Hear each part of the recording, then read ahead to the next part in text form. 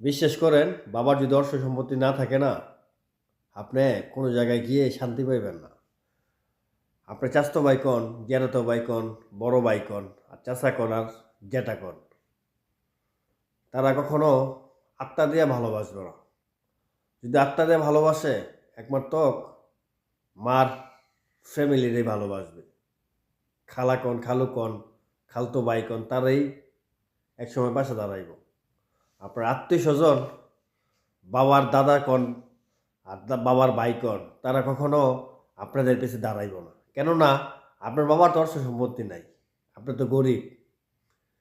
ভাইয়া, ওর জন্য ওই মার্কোল ছেড়ে দূরপ্রবাসে আইছি।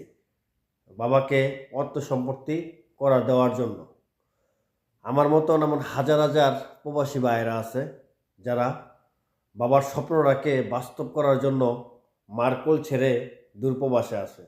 এখন বাজে 6:30, বাসে উঠছি, ঘুমের থেকে উঠছি 5টা বাজে। ওইটা ফজর নামাজ পড়ছি, নামাজ পড়া আল্লাহ রসুলের নাম লইয়া না খাইয়া করতে পারিছি স্বপ্নটাকে বাস্তব করার জন্য।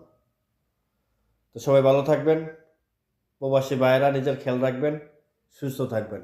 আল্লাহ হাফেজ।